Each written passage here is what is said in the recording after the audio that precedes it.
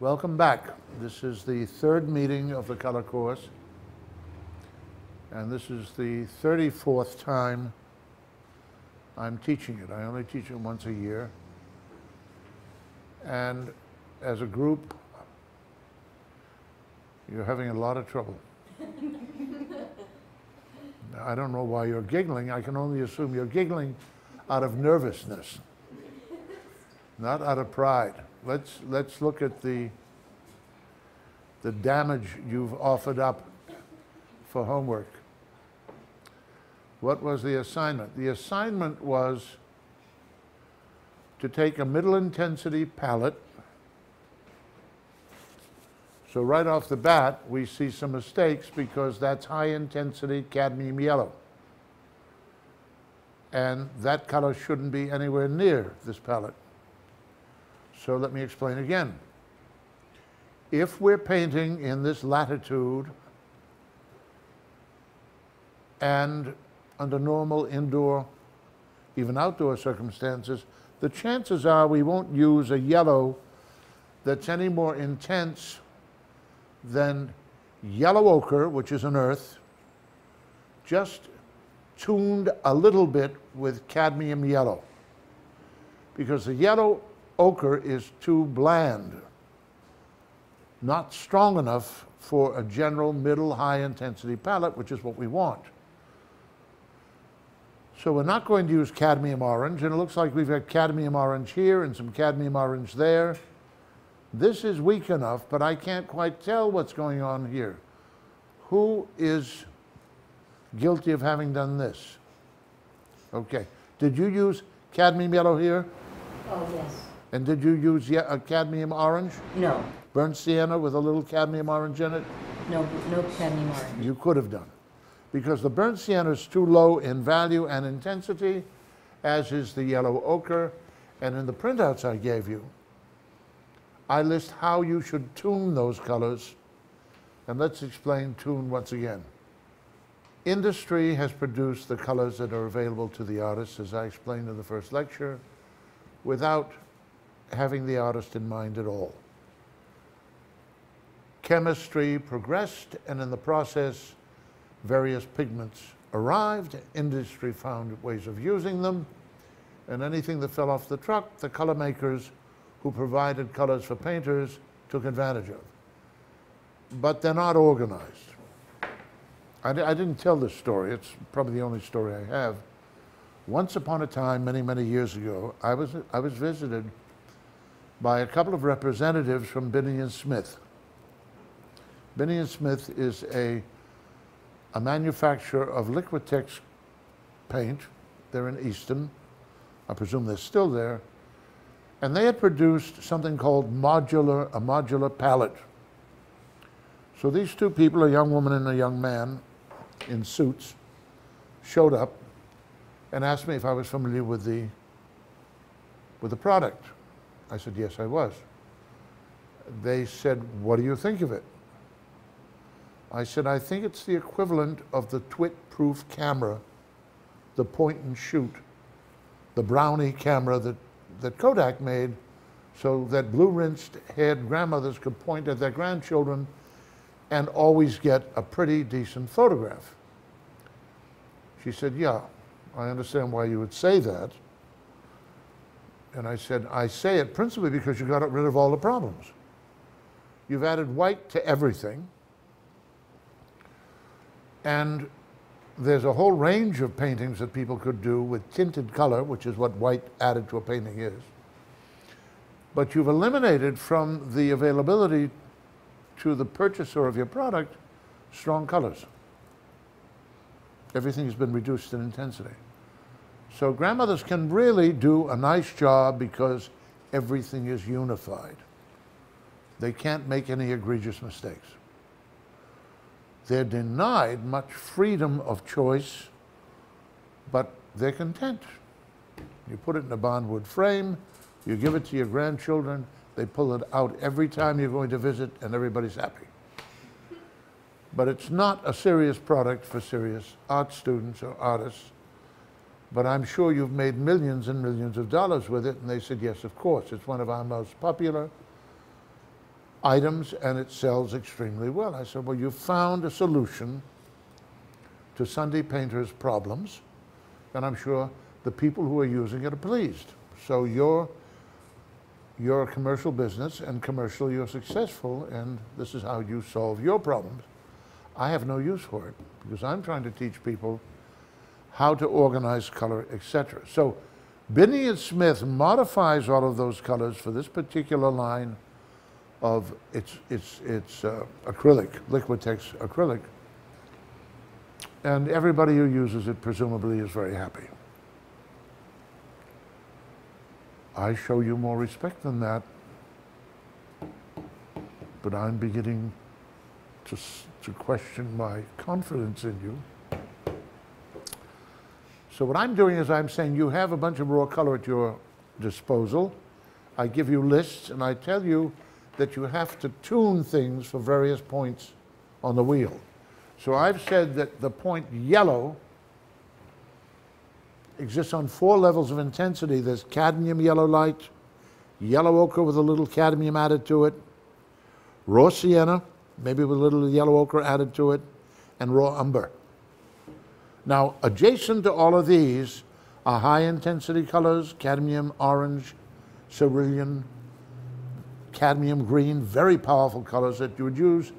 I'm going to show you a painting by Signac with that range of color in it in one of the reproductions I'll project.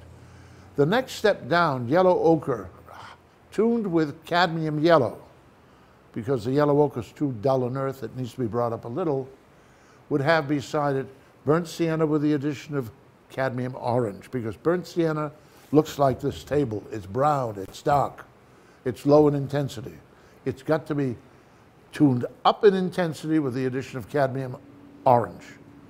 Then you can use Indian red with some cadmium red added to it. Indian red is too low, it's middle low intensity. So I'm trying to impress upon you that the quality of color in your subject dictates how intense your palette's going to be. Portrait painters lay out color that is suitable for painting human flesh, costumes, in a gently lit, north-lit studio where their sitters sit with Rembrandt lighting falling on their face from windows that are fairly high in the studio and that may have curtains on them so they can almost raise the curtains and position where the light comes into the studio. The studios I used to see in Paris were magnificent. They really were something. But you'd never use anything stronger than yellow ochre in a situation like that. And I mentioned yellow ochre because it's the lightest and the lightest color on the wheel, and cadmium yellow would be at that point if we were going with the high intensity. So we are doing everything in a middle high intensity palette, and I've given you the list, and I'll ask you please to reread it. I gave you 3 or 4 versions of that list. I really bent over backwards to avoid this kind of misunderstanding. The scheme was to create the most delicate change of warm to cool. This should have been a good deal lighter, Lauren. Light to dark. And then it was intense to neutral to intense, because this is all tertiary mixtures. By tertiary mixtures, I'm referring to the mixing of more than 2 colors, 3 colors or more mixed together to produce a neutralized color, which is why none of this is helpful. It's just not light enough. This could be much, much lighter. I'm going to ask you to do it again. And this central triangle is critical because most of the painting that most painters do come from that central triangle. I'm going to show you reproductions, project reproductions of paintings, stressing that this evening. And then I'll show you a David Hockney or 2, which I have no regard for whatsoever, because he likes intense color. Tasteless, intense, angry, offensive color. but I don't want to appear prejudiced. You know, that would be wrong. This is whose? That's one of Malatek's. It's the most successful on the wall. I'm glad you brought it down. You've lightened this, perhaps not enough because you've got an oh my God right here, all right? But this is whose? That's mine. Okay. This is your problem. You never put that line in. You mix down from all of these colors. You have it laid out on your palette, and when you get to that line, you stop. If you put this down, as you move down, you start to panic. Remember how your heart started to beat and you shook all over? Yeah. And you then you have an oh my God here, and you have another oh my God, and then you have an oh, I don't want to tell you what you have. Because you can't hit the target. There's no way. There are too many variables. But if you have it laid out on your palette and you're mixing these colors with that as they come down, when you have painted up to that line, the transition is as gentle and sweet as that, and you live with it. Because you need to be able to, you wouldn't want to be painting a smooth green lawn and have those jumps in it. It'd really rip up everything you're doing. You wouldn't want to be painting the sky and have all of these value changes and intensity changes that are absolutely inappropriate for the weather conditions that prevailed on that particular day. I'm going to give you a much easier assignment tonight. It's a little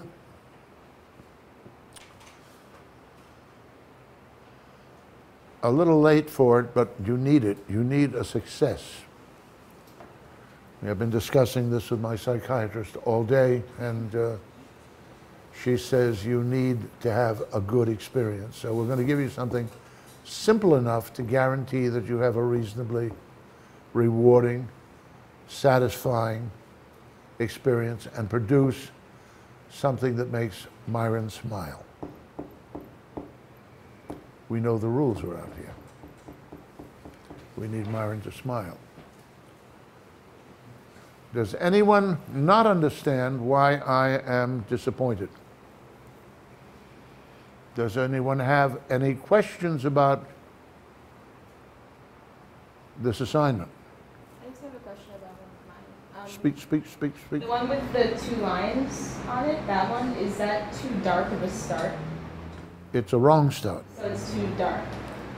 It's probably going to be too dark all the way because we needed these to be quite light. Okay.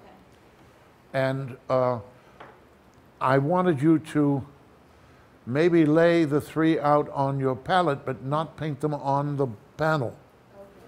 So that as you came down, you stopped when you got that far, and you didn't have this awaiting you as a target that you would almost never hit. I understand. So I'm trying to spare you humiliation, anger, general frustration.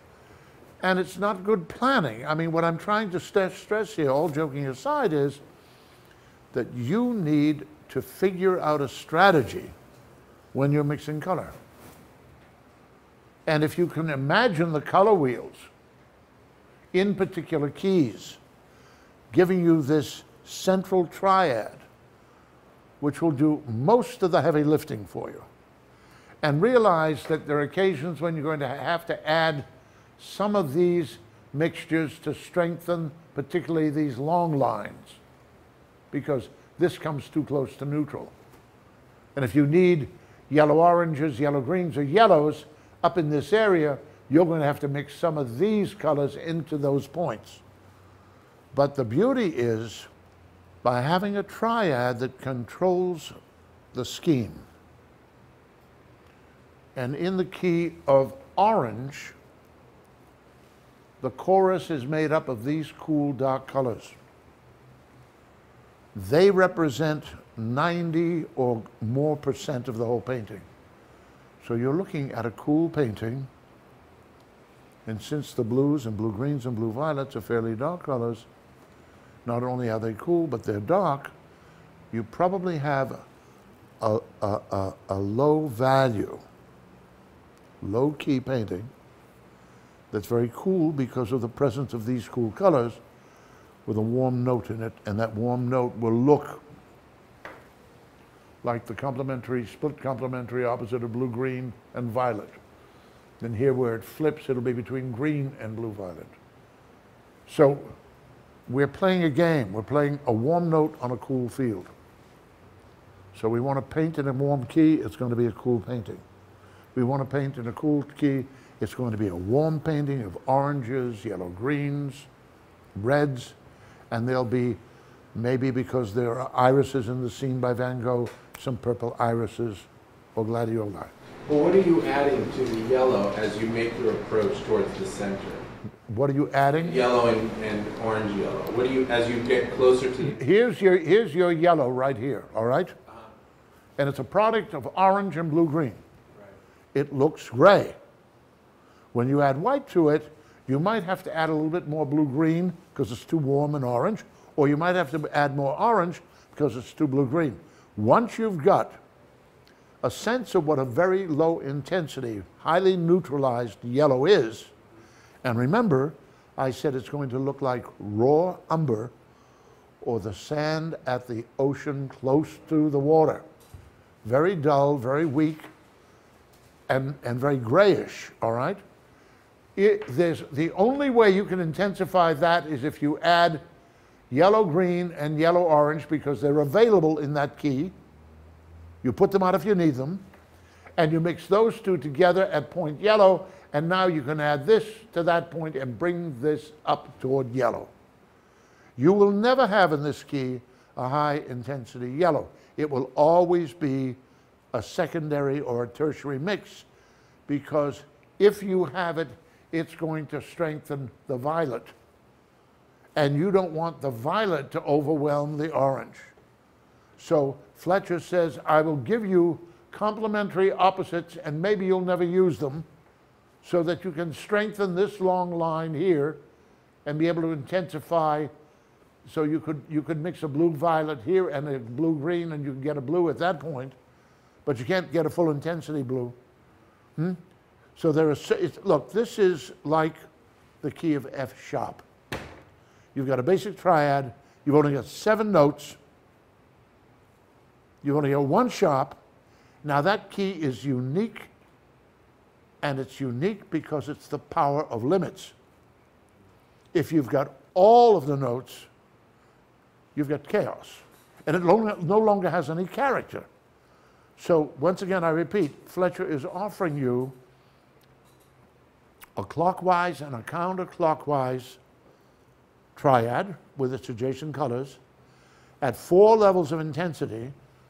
It's 96 keys.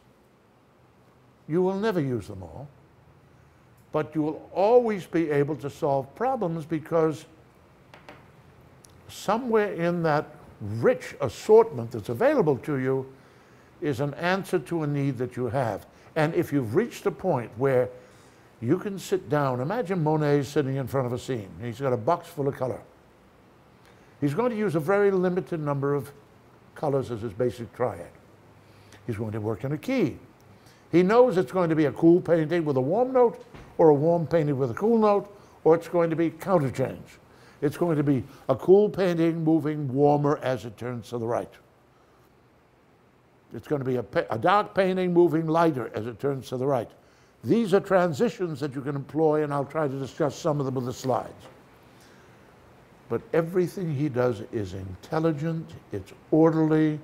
He probably mixes up 2 or 3 neutrals before he starts. He probably mixes up a wide range of the colors he's going to use most frequently.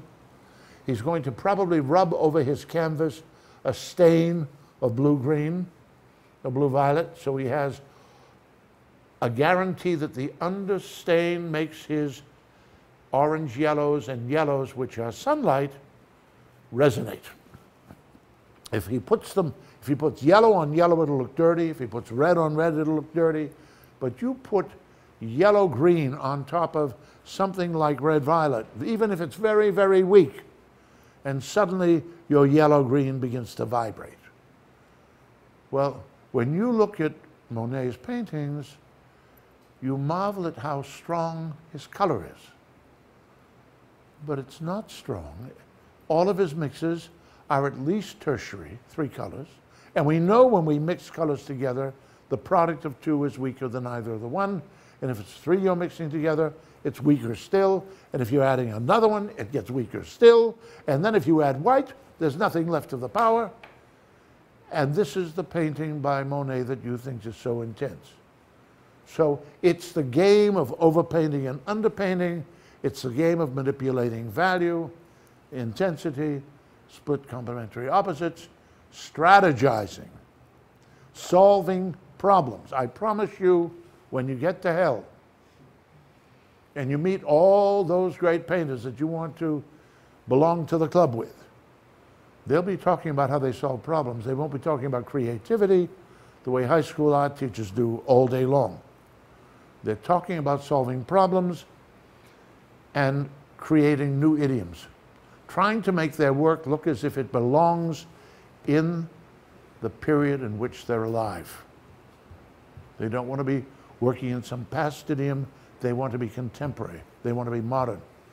They want to be avant-garde. They want to be doing something original, refreshing, and exciting. Everybody wants to make a contribution, and if you simply become a disciple of somebody who died 100 years ago, the likelihood of that is remote. Somebody like Odd Nerdrum, and I would recommend that you look him up on the internet, he's a Scandinavian artist, has accepted working in an idiom that's very close to Rembrandt's, maybe Velázquez, 17th century, Dutch or Spanish, 18th century, and addressing modern concerns.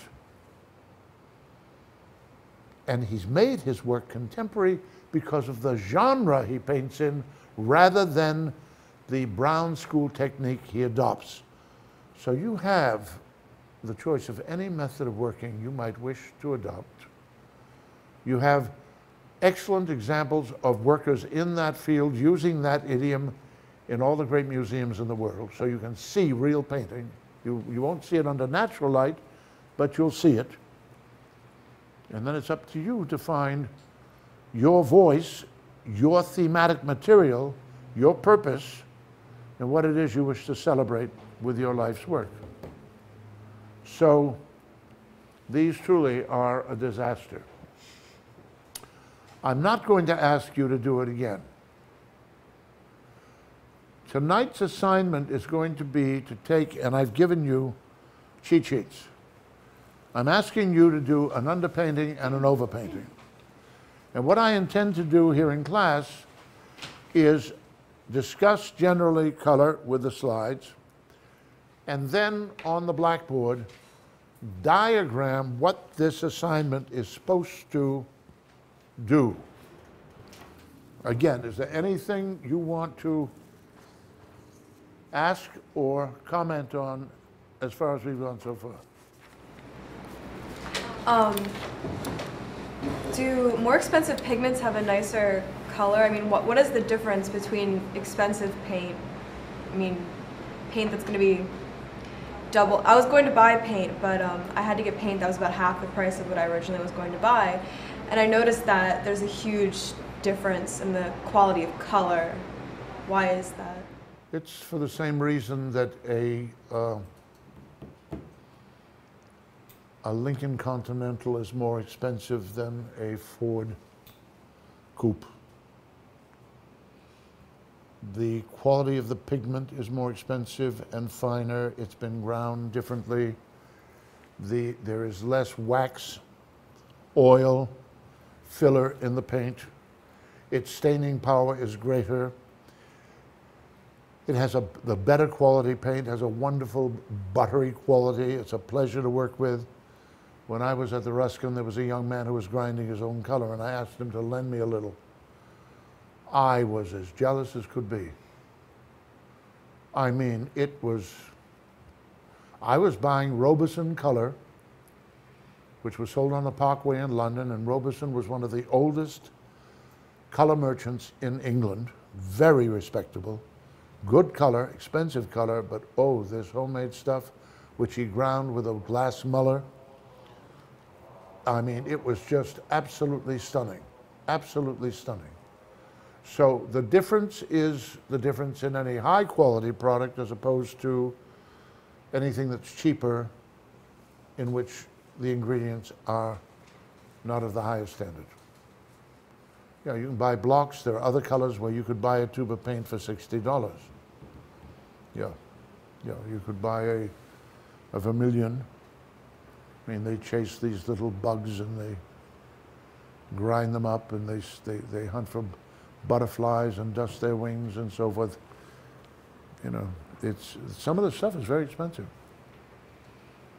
You know, if you think about the Renaissance artist, when his client wanted blue and he had to get lapis lazuli from a chemist and hope that it was an aconite and that he could have it ground down and you would be painting with semi-precious stone, and if you use rubies, that would be the case as well. And there were people who wanted portraits of their wives and their children, and they wanted them in these richly colored gowns, and the pigments were expensive, and the artist had to estimate how much he needed and charge them in advance. He couldn't start painting until he had the color on his palette. Yeah, the difference in price is meaningful. And as you become more professional and you start selling and you feel you have an obligation to the people who buy your work, you have to use the finest ingredients properly, which means you buy Ralph Mayer's most recent edition on the artist profession and chemistry, and you learn which are the staining and which are the opaque colors and how you mix them and which ones you can't mix together because they have a chemical reaction and they bloom and they wrinkle and they make rude noises. I mean, you've got to know your craft. And you don't want to get involved with too many fancy mediums that are commercially available in the color shop. That's not such a good idea either. So it's imperative that you buy one of the books, and we have a lot of them in the library. Let's look at some slides. This is a reproduction of a painting by Hockney. And David Hockney is an English painter, School of London, contemporary. I believe he's still alive. He was one of the pop artists that came out of the 60s and 70s. His colleague, Ron Kitai, went to the Ruskin with me. So he and Hockney were in the avant-garde of pop art. There was a Richard Hamilton in that group and a fellow by the name of Peter Blake, who was very active as well. Ron Kitai I thought very highly of. I didn't care much for the pop art idiom any more than I cared for the Warhol pop art gamut. And what Hockney's really doing here is he's working in the key of yellow, yellow-green, against which he's playing a blue, violet, and green. And he's playing the blue, violet, and green against orange. But his color's very raw, and it's very intense. And the contrasts are raw and screaming. And I wouldn't want to live in the same room with this. It would be just too angry, too harsh, and I would not find in the least bit pleasing. And Hockney's work generally, when it comes to color, gets, how you say, up my nose. It's raw, it's angry. The contrasts, if there's this much light on this dwelling, this farmhouse, why isn't it falling on all of these fields? Strange. You know? If this is so strongly lit, why aren't those fields as well lit as these? Everything in this is arbitrary. There's no mood. Everything is angry, intense, excessive. Is he a primitive artist? It certainly looks like it. Nothing primitive about the fellow. He's adopted this idiom. I don't think that he's accomplishing anything really very rewarding. And again, you know, to play greens and reds. It's like Christmas time. Direct complementary opposites. It's not a happy relationship. And, you know, he likes this arabesque, and it's not informed throughout. This kind of a movement doesn't constitute the whole piece. And he likes this feeling of zooming down into the subject matter as if he were in a small aircraft. But these severe contrasts of value and color, the paint almost directly out of a tube, have nothing to do with a painting like this. This is Martin. He's a French post-impressionist. These are all tertiary colors. These are colors you would expect in that middle triangle. All of this is, he's backlit against the light of his studio. He's laid out his color on his palette. Everything is rendered in these tiny, tiny modulated touches, which is why I want you to use small brush strokes when you're building these color assignments. You can control every step and stage as you add something a little bit lighter and more intense or less intense. It really is beautifully modulated. But everything is subdued, because if it isn't, it's difficult to live with, and it's not typical of what we see. I don't find this in the least bit rewarding. I don't find this isn't something I would want to have staring back at me from a wall. I wouldn't mind this fine piece of work. This is a clever game where he's chopped off the straight line at the top. Really very good. This is Matisse. At this stage, Matisse is considered a fauve. Now, the term fauve was derogatory. It meant crazy, wild men. Because they were so excited with their discoveries of color, Vlaminck and Matisse and the others in their group, that they were experimenting. Now, very often their paintings were failures or simply exercises, but their excitement was palpable. I mean, they were fascinated with color. They were experimenting with color. I've never cared much for Matisse. I think his reputation is greatly inflated, and I think the person who inflated it most was Picasso. And I think he inflated it because he needed somebody to play the beast to his beauty. But in any event, these are delightful. You know, these are all violets. And he's emphasizing these few greens. Red violet, blue violets, violets along here, all muted color, even though their color was considered very strong. This is Matisse again. And he's using all these blues, blue violets, red violets, and these warm notes in this overall cool setting are keying it. So if you cover this with your hand, you'll see how cool the painting is. And then when you expose that, you'll see how everything comes alive. And suddenly there's an interaction between the warm notes, the soloists, and the chorus, all of those neutral grays. This is Graham Bell. He's an English post-impressionist. The English are not a nation of great painters. They've had their Reynolds and their Turners, their Constables, but they haven't had a great many great painters. So these are small, less important artists working in a genre, a category of work that's modest, but they're well-trained, they're intelligent, they're masterful. There's a unity to this color. You can see how grayed down it is, how quiet it is. You have to live in England, as I did for 10 years, to appreciate what a gray world it really is. The sun comes out every other year, whether you need it or not.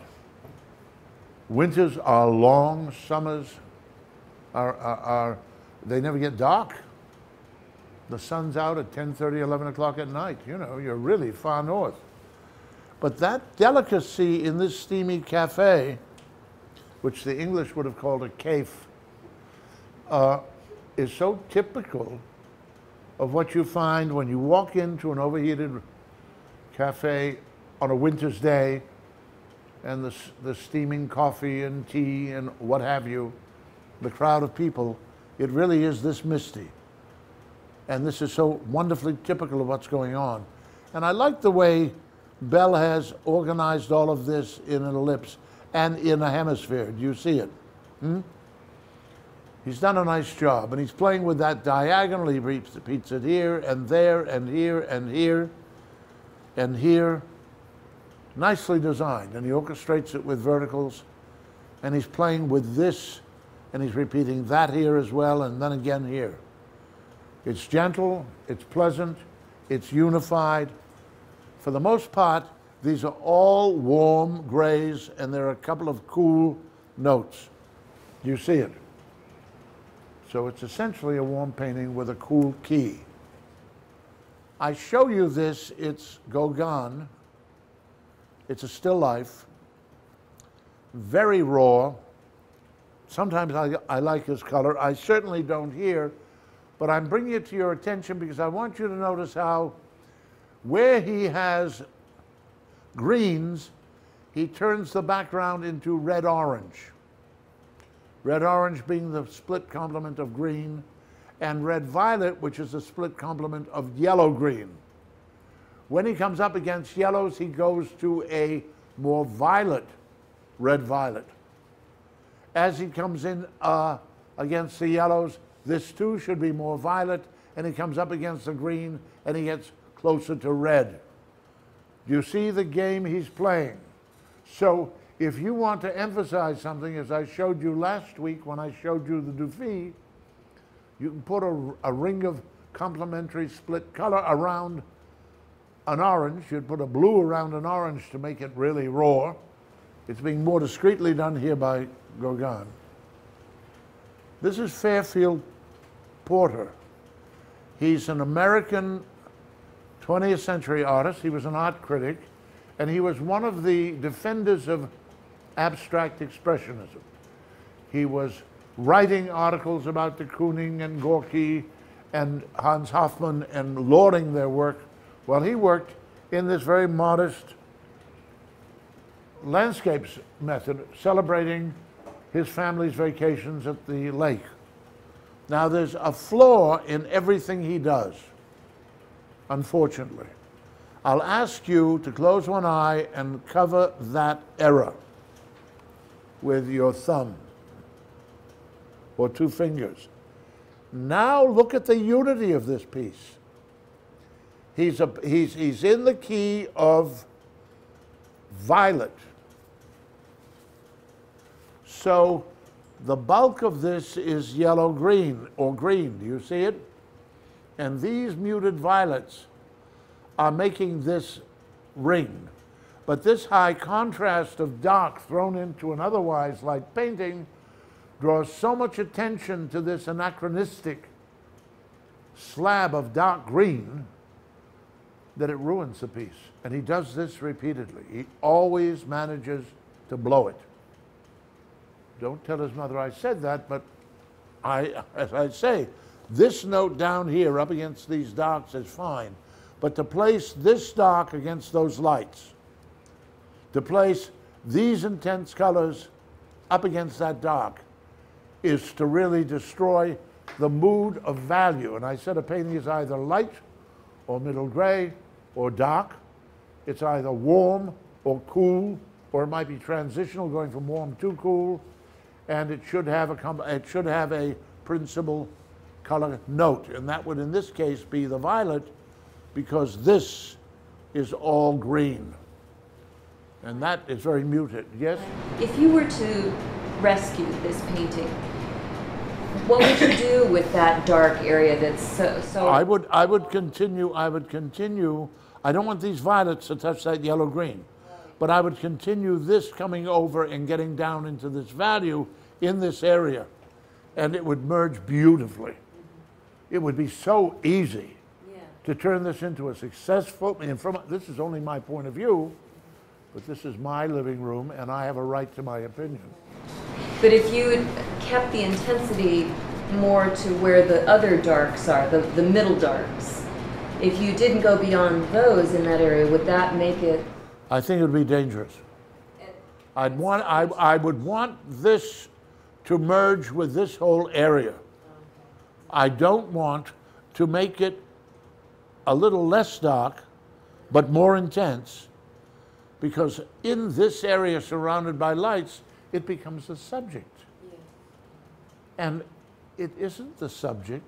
The overall mood created by this residential area with, what, this is forsythia? What is that bush?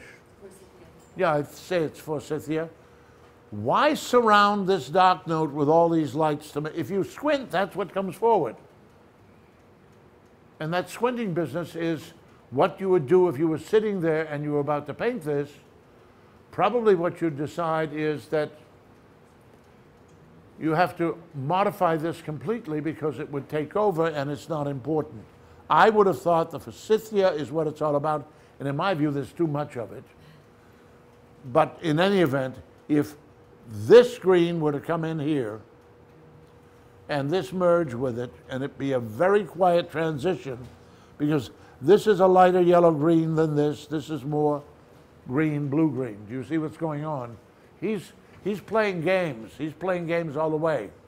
This is darker because it's coming over to the side. It's darker on that edge, then it gets lighter. It gets lighter so that these trees are in contrast to it. It gets lighter so the shaded side of this house is thrown forward from the background. I think those lights are too much. I would cover them, they're too strong, and I would cover this. Those are the editing pieces I would do. I don't want that bright light coming from the background for no good reason at all.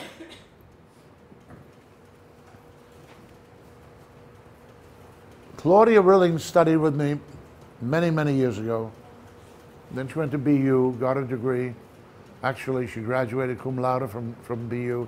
But while she was at BU, she took a year off to come back to study with me.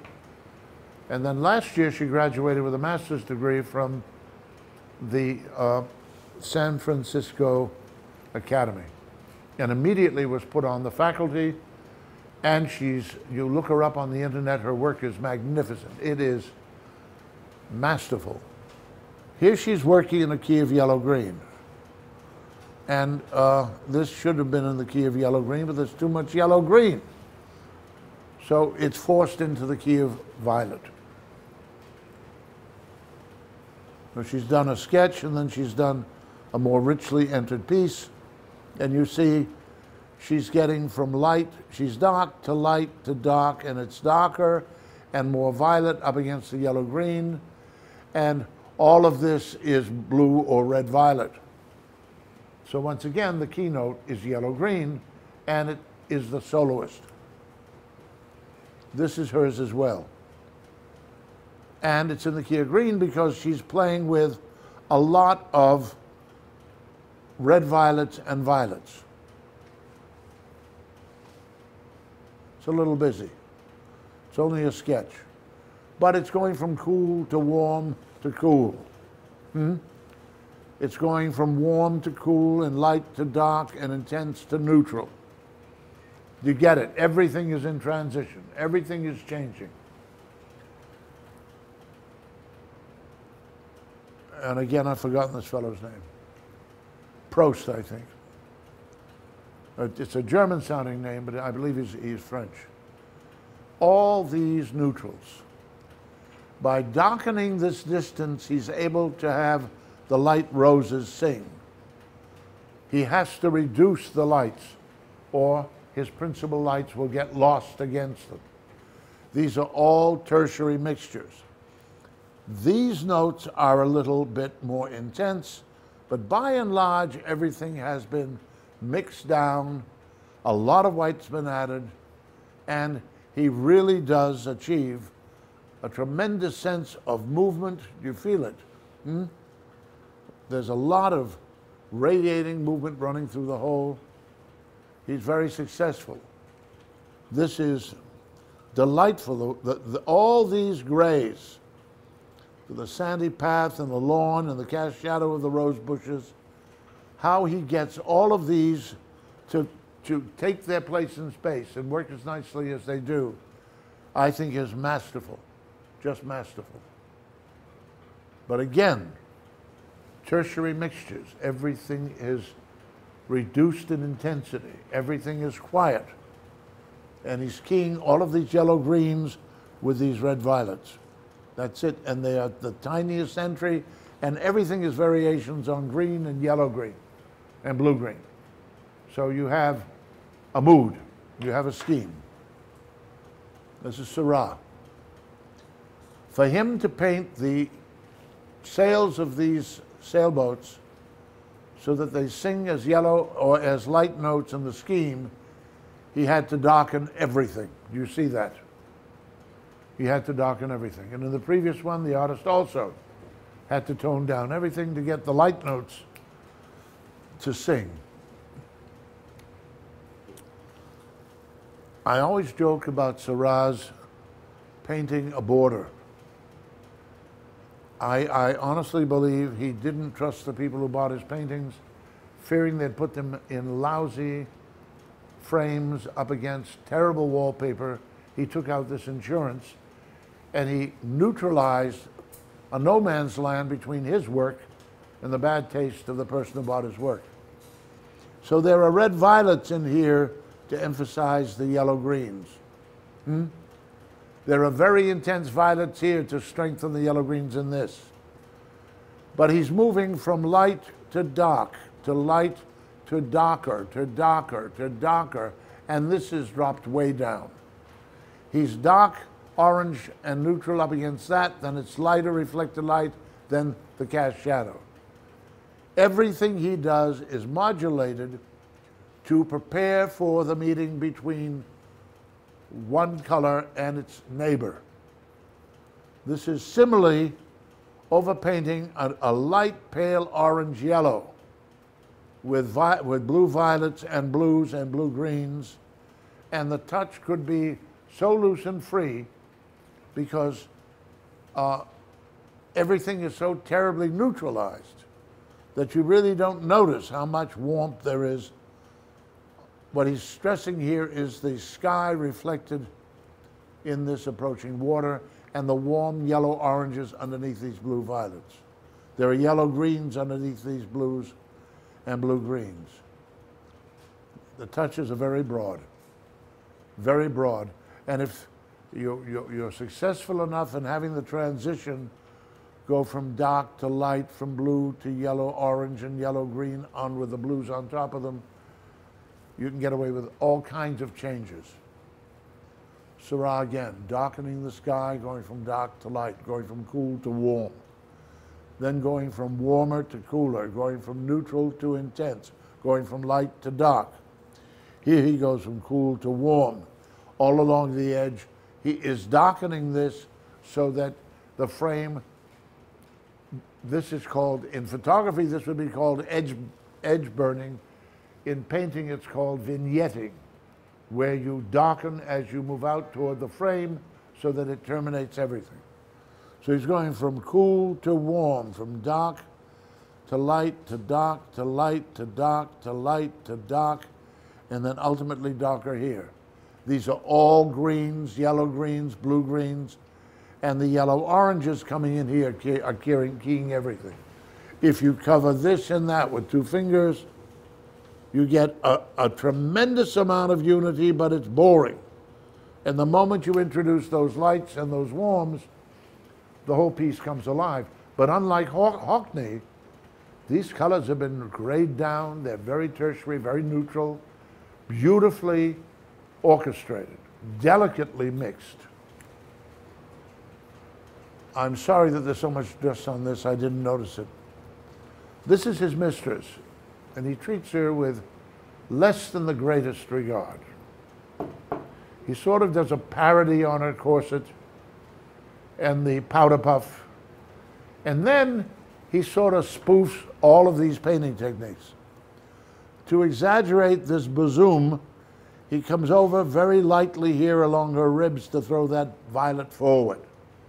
To get the light side of her arm to work, he darkens that triangle to make this light.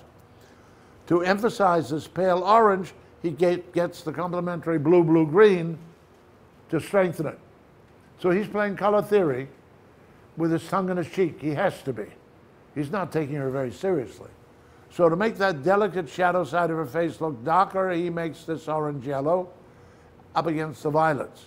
And lighter against dark, light against dark, dark against light, dark against light, light against dark. It pops, snaps, and crackles all over the place. But I think it's so forced as to be a joke. It has to be. It has to be. This is Signac, and it's raw. And it reminds me, in the sharp contrast of dark and light, raw, yellow almost out of the tube, red oranges right out of the cadmium tubes, etc. Notice that he's overpainting something darker in the way of an underpainting. Here he's laid in a dark green and come in with light yellow greens and neutralized gray greens. And he knows how to paint. Look at how variegated all the colors are in the sky. But I don't think he enjoys very good taste. Dita Dobbs studied with me many, many years ago. And she did this abstract design of a still life using the Fletcher and developing a really exquisite tactile quality to the painting, a highly stylized way of designing her forms, and her color is as muted and delicious as anyone could imagine. Surfaces are extraordinary. Here I've hit it with a raking light. Very interested in cubism. Transitions from cool to warm to cool, from dark to light to dark, from neutral to more intense. All of these changes all over the place. Very carefully observed, beautifully rendered. She lived in Wyoming. So she lived near the great deserts and she visited them. So she knew them personally, intimately. The danger when you do something as romantic as this, if you don't live there, is that it rings untrue. But she lived there. They had a home out there, and I think that's where they finally moved. She's using aerial perspective. The darks are coming forward. The neutrals are passing behind it. This overlaps that overlaps this, which overlaps that.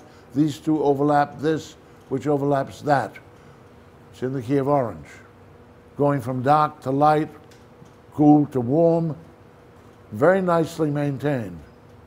So she's playing with these wonderful shapes and the geometry, and she's incorporating all of these horizontal intervals in the framing of the game as she moves forward.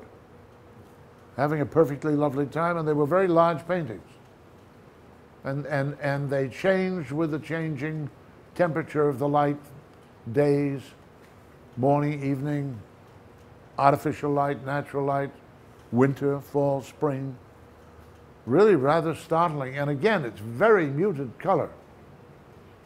When Judy Fritchman, who's been studying with me for donkey's years, prepares her palette, to make an orange, she mixes yellow, orange, and red. To make a yellow, she mixes yellow, orange, and yellow, green. She doesn't use anything raw on her palette. And then all the future mixes are tertiary or even more complex. And yet when people look at her paintings, they're overwhelmed by the strength of color, and it's because her sophisticated use of color theory and value is what makes them so. This is Menessier. This is 108 by 275 inches wide. It was executed in a theater. He's French, but he dresses up as some sort of Japanese warrior. And he throws this paint all over the place. You know, a huge audience. I don't know who buys the piece. Look at how modulated the background is. That's the secret. These backgrounds are all painted when he walks on the stage. People who visited his studio said in the corner there were great mountains of dirty rags. You bet there were. He knew where his dominant vertical was going to be. He knew where his dominant diagonal was. He knew where his dominant horizontal was. He knew how he was going to orchestrate these vertical intervals. He knew how he was going to take these diagonals through. He had it very carefully planned. And once he got on that stage, he could make it look as if it were all so spontaneous and accidental and creative. And he was at one time the most highly paid artist alive.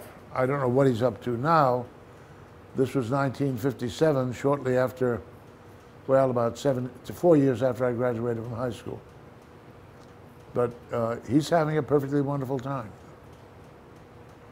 This is tonight's assignment. Extremely simple. I don't want to tax you lot, all right? I want something absolutely exquisite for next week. Or I'm going to mount a plank off the fire escape. I've been reading Forrester's Hornblower series. So what we're going to do is we're going to have a panel within 2 panels. And we want this to come forward and that to go back. Then we want this to go forward and that to go back. And then this to go forward and that to go back. So we want these planes to twist and lean. And we want to create the illusion of atmosphere. And we want this panel to go from near us to far away, but I'm not giving you the advantage of perspective, not mechanical perspective. I want you to employ aerial perspective. By reducing the contrast, this will appear to recede. Increasing the contrast, this will appear to come forward. So I asked you to bring your colors tonight, and I'm going to ask you to do a sketch of this. And now I'm going to diagram on the blackboard what I want this problem to look like. Look at side A on your cheat sheet, please, your assignment sheet. Let's understand what we have here. I'm going to come in with a central panel, and I'm going to surround it with a rectangle. I want you, when you get home, to analyze how I've designed this on the golden section. Then I have a border running out here, and I always like to have more space at the bottom than at the top. I like this when I'm matting as well. We have a number 2 value at the top of this.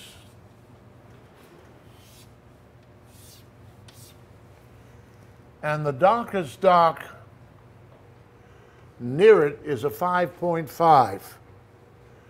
Even though at the very bottom we get as dark as a 6, it's this contrast that makes the most sense, because it's the only occasion where something as light as a number 2 value is close to something as dark as a 5.5.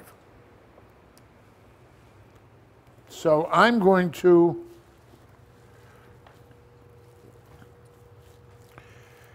probably make this a little too dark, but it'll certainly make my point. So in this area, I'm making this fairly dark, and it will continue to be quite dark as it moves up near the top.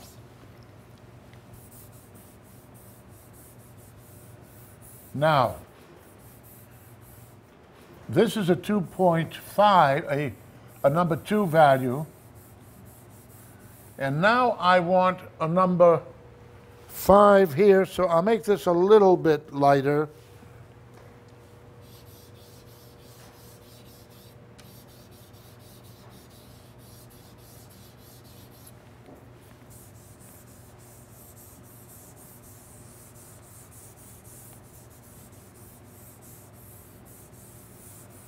And now I need a number 4. I want to be lighter than the 5.5 and darker than the 2.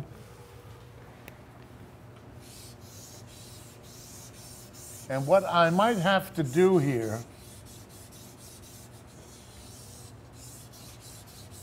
because my chalks are limited, is to make this lighter, I'm going to darken that. Do you see it? Remember, you always have to decide. I'll give you certain ballpark numbers. What you have to do is decide how you're going to manipulate them to achieve the purpose of the exercise. So I'm giving you paint by the numbers, but you have to manipulate the numbers. Because the first thing you put down is your first mistake. Because you can't hit what I want ever. It's an approximation, and from that point on, you're juggling and adjusting continually. And in every one of the paintings I showed you, all of those artists were playing that game.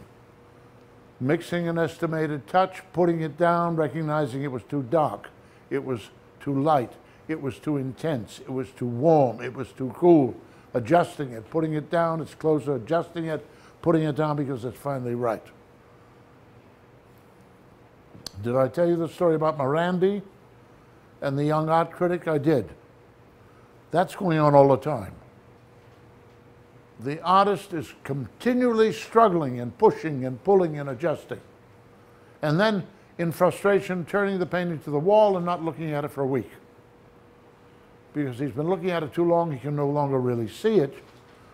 By putting it to the wall, going out, having a walk, coming back a week later, and looking at it and immediately see what's wrong, he's gained some distance. So we've succeeded now in creating this contrast at this point. That's all I want.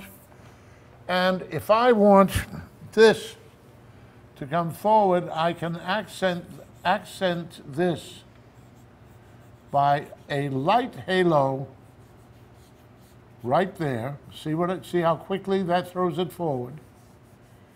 And because I'm cheating while I'm at it, I might come in with a dark halo at this point to really force it to jump. This is edge painting. You don't, you look at the sky and it comes down to the horizon, and the sky has gotten very light and the horizon is very dark. So many Sunday painters will paint the whole sky light. But it wasn't. It went from dark, intense blue above down to a cool, neutral, and then finally what looked like a warm orange-yellow horizon in the sky. But if you just look at the contrast at the bottom, you might generalize and make a terrible mistake by overcompensating. So we want that to come forward, and then we want this to recede as it diminishes in contrast and as it comes down. Now, I want this to come forward, and then I want this to come forward.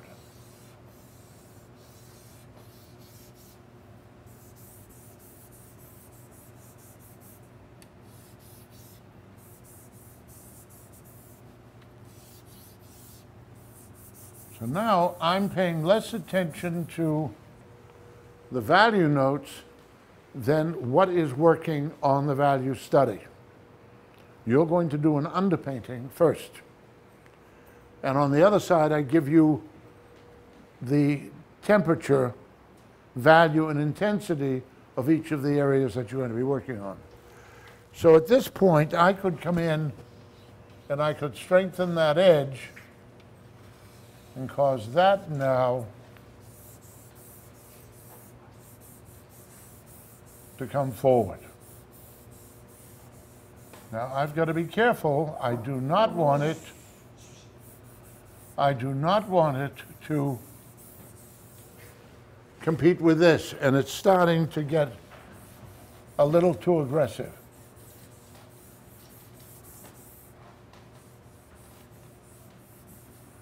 If I go from dark to light to dark, I can achieve a greater degree of atmosphere. If it's solid dark, it doesn't look as if there's any air in there at all. So I've resolved that issue. Now I'm coming down and I want this to be a number 4 and that at the bottom to be a number 6. So I'm going to come in here and I'm going to darken this.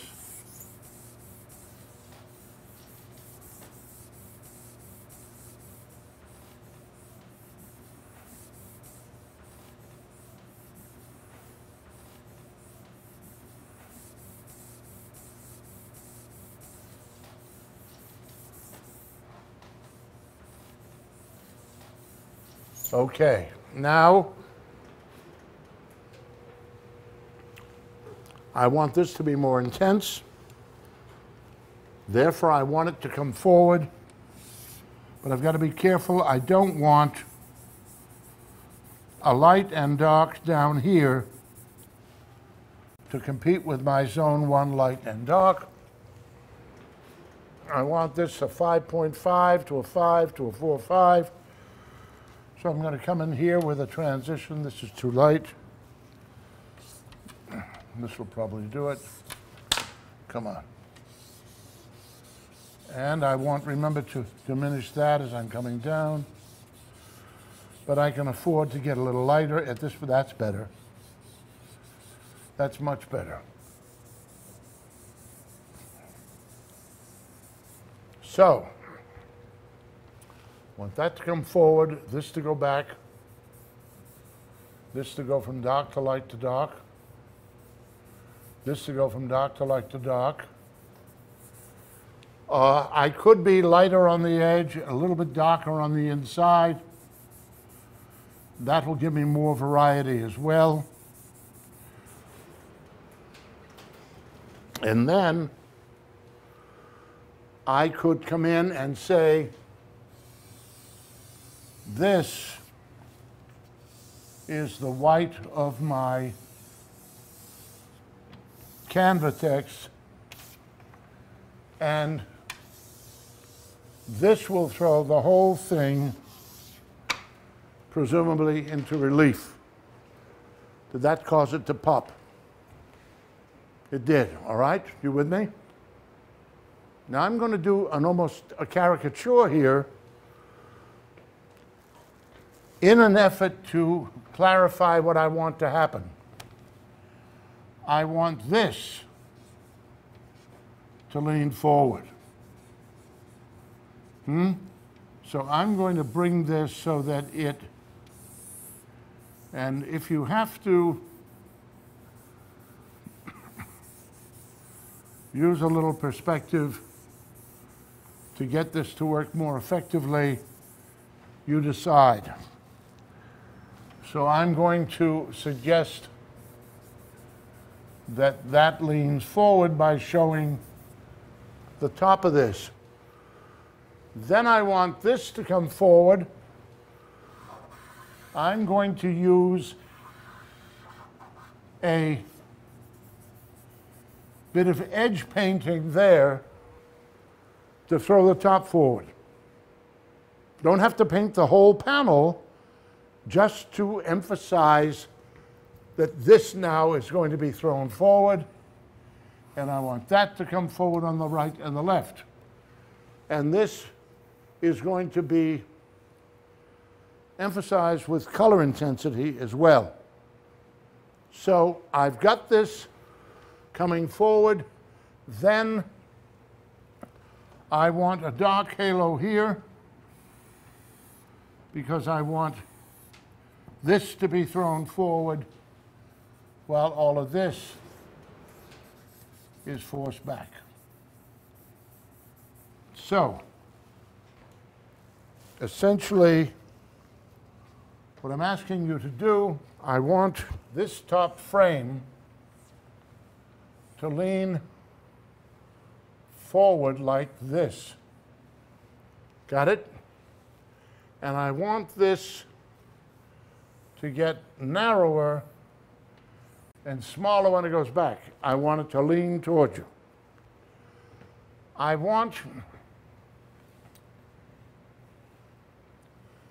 this inner panel to lean back.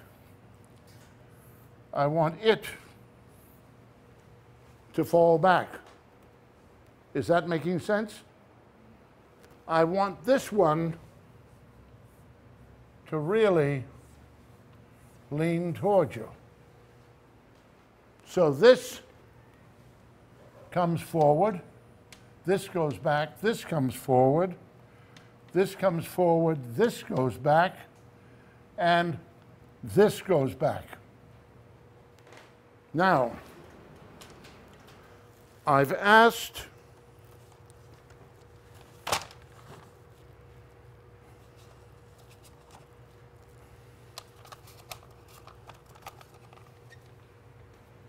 this to be red-orange.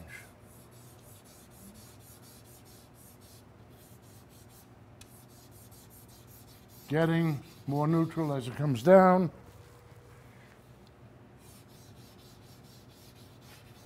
And I've asked for the background behind it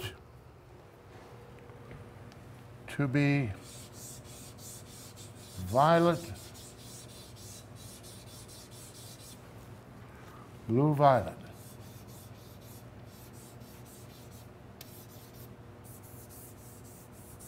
And that blue-violet has really popped it forward, hasn't it? Now, as I come down to the bottom, I want a green, yellow-green. I won't go too yellow, that's for sure. But I want a green, and I'll play that sort of blue-green. These chalks are fairly expensive.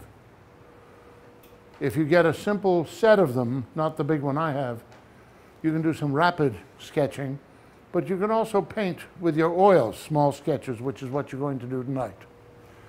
So I'm going to come in and I want greens down here. Initially, this is too light, and it's too green. But I want that bottom to come forward, even though I want my principal element to recede. So if I bring that into that unit, I'm getting it. When I get to the bottom, I want it to be dark, but I want it to be a blue-violet. And my fear is I simply don't have chalks that will give me what I need.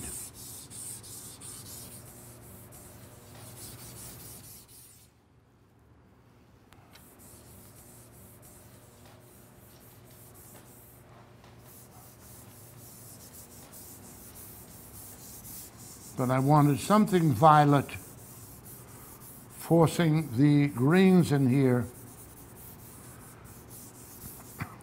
And I want to bring this forward,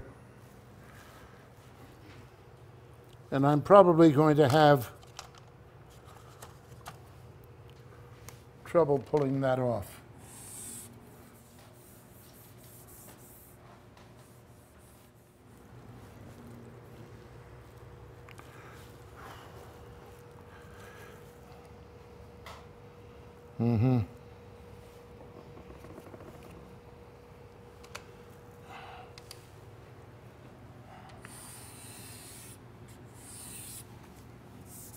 Yeah, my colors won't allow me to do quite what I want. The top I want to go toward green, and fairly intense in the number 4.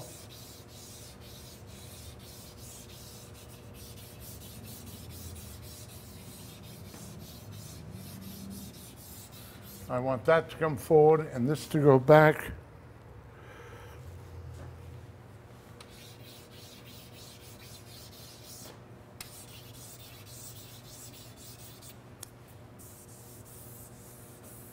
I'm worried that this is too intense, and what it's doing is talking to this blue-violet. Do you see it?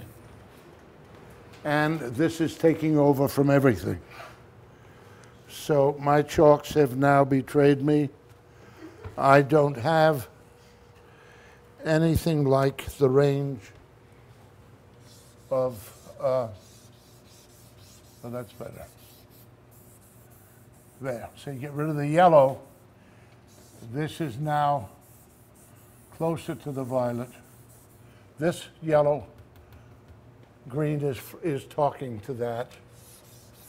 That reduces it. Somebody's got to do it, all right? What can I tell you? Do you understand the assignment? You're in the key of, what is it, red, orange, green, blue, violet? Middle intensity. How do you mix the red, orange? What pigments will you use in the red, orange? Indian red with, and adjust it with cadmium red? Cadmium orange. Cadmium orange. Is that what you would say, Michael? I thought it was like cadmium orange and burnt sienna. Cadmium orange and burnt sienna will give you orange. They won't give you red orange. I used Venetian red and cadmium orange. Venetian red is red orange to start with. And if you don't feel it's light enough, cadmium orange will bring it up. You might even add a little cadmium red to it because you're after red orange. But you don't want it to become too intense, but it's going to be one of the lighter colors on your palette. I do burnt sienna with cadmium red and cadmium orange if I need it. Starting to think the way I want you to be thinking. You've got to tune the colors. They are not placed on the color wheel by anyone unless you're the one who places them there. And to achieve that, you're called upon to tune them. And that's the term that Fletcher uses. Have you been reading the Fletcher text? Is it starting to make very good, clear sense as a result of the 2 lessons and now this behind you? I might do it later tonight. You haven't been good boys and girls, so you don't deserve any prizes. So I'll save this perhaps for next week. There's one flaw in his presentation. And because I've lived with that for so many years, I discovered it early on. Following his description of how you mix, you could produce some mud. I will just remind me if I don't do it this evening to do it next week. I'll do it tonight before you leave. Mind you, you don't deserve it, but you know, I am by nature a very generous fellow. So this is the game. I want you to get things to lean forward by intensifying one area and neutralizing the other. Later, I'm going to have you bring this forward and then bring that forward and produce warp planes. Now, my reason for making these assignments entirely abstract is because it forces you to come to terms with the way in which you can manipulate space, atmosphere, and adjust the angles of planes. Whether you're painting somebody's forehead or the downside of a nose or the underside of a chin or the hemispherical forms you find in a tree or a shoulder or a knee or the lobes of a nostril, you are always manipulating the surface and you're trying to create the illusion of volume, light falling on a subject, etc. Later in the semester, I'm going to let you design your own abstract schemes, and then I'm going to have you paint a simple still life with a ground plane, a background, and one piece of fruit. That'll be the way we sum up the end of it, because you should have an opportunity, under my generous guidance, to address more complex problems. Now, I would like those of you who are upstairs to go up and give me a painting of this final diagram, A. I've given you an underpainting and an overpainting. You'll worry about the underpainting when you return to this tomorrow or next week. But for right now, I just want you to do a color sketch of what this is going to look like. Now, I'm going to ask for the lights to be shut off for a moment. I'm going to show you a final example of this assignment on the screen, and this will allow you to have the clearest picture I can give you. This is what I'd like it to look like. This is a beautiful, beautiful job. This is clearly proving the usefulness of transition, because this is going from light to dark. This is going from gray neutral to more intense. This is going from low intensity dark to higher intensity light. All of these transitions are as delicate as can be. You mix up this color, and you mix up this color, and you mix up this color. You've got 3 batches of color on your palette. You paint a row across the top, and then you mix some of this into that batch, and you start another, a little more into that batch, and you start another row, and you keep adding into that batch until you get to about here, and then you start adding this one into that batch. So there's no, oh my God, and sudden change. You have this batch here, right? You have this batch here, and you have one on the side. Yes. And you're mixing, you take this and you do a row. Maybe you do 2 rows. Then you take a little of this and you mix it up with that, and you do another row, and then you mix a little bit more in, and you keep mixing into this to do a row. And every time you add a little bit more of your second target mixture, we are going from this neutral to something more intense, from this value to something lighter here, and then something darker at the bottom. When we get about this far, we start mixing this into that first batch. Because if you mix it into the second one, there'll be a sudden jump. And you don't want to do that. You want to modulate it as delicately as this. Now understand, there is an underpainting here. And I said on a couple of occasions in the previous weeks that if you put a cool on top of a cool, it will look dirty. But if you put a cool on top of something warmer, it will be full of energy, and it'll look clean, and it will have some vibrancy. So if you put green on green, it's going to look dead, but you put green on red-orange, and it'll come alive.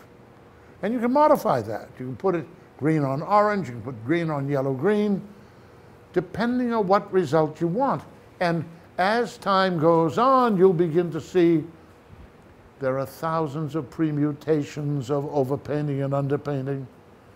And when you start looking at Van Gogh at the Met the next time you go, or the Seurat, you're going to marvel at their sophistication, at the way they delicately modulate their transitions from light to dark, warm to cool, intense to neutral. It's really exciting when what you're doing is respectable, and when you're employing real painterly principles with integrity. And if you don't understand these complications, you can't achieve integrity. All you can do is flounder. And yes. Are we supposed to put an underpainting on this one? An underpainting? Yes. At home, not on this tonight. It would be too sloppy and wet, and then you would blame me, and my doctor's out of town. I don't want to get into trouble. So are we doing this homework assignment tonight and then doing another one at home? What you're doing tonight is a quick sketch. It's going to give me an opportunity to see how you mix color, how you lay color down, how you paint a transition from warm to cool, from light to dark, from intense to neutral. I can get at you. I can be rude. I can enlighten you. I can suggest better ways of solving the problem. If I send you home, I get this sort of a result. You should excuse my pointing, all right? Are there any other questions? What do you do if you forgot your paints? I can't hear you. What do you do if you forgot your paints? What do? You say, Myron, can I borrow yours? And I say, yes. You're welcome. Yes. When you're saying a number 2 value, that's supposed to be lighter than the 5? I'm saying white is 1. Oh, okay. Now, if you look at somebody else's value chart, they may have white as 10. Yeah. But in this class, we do it my way simply because that's my approach. Okay. And it's my living room. But, you know, no matter who your instructor is, you're going to find differences in the way they define their terms.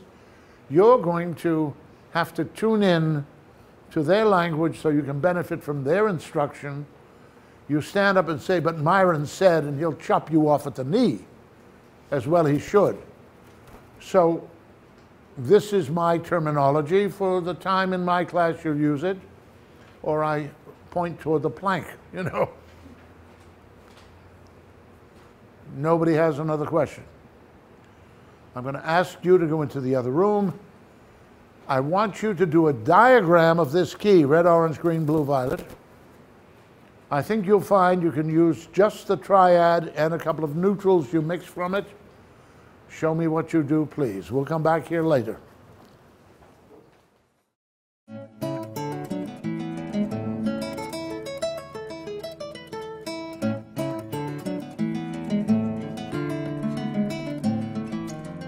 Don't dab, please. Look, with a brush, make a mark. It's as if the brush has a footprint. You make that, but if you do this, the paint sticks up in the air, the instructor gets edgy.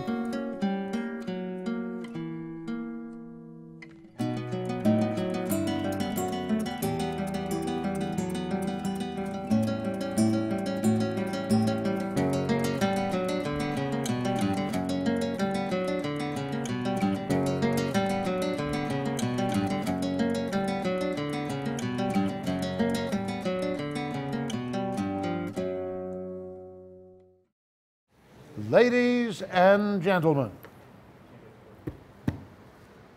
you're all so intently and intensely involved in what you're doing, there's really not much point in interrupting you.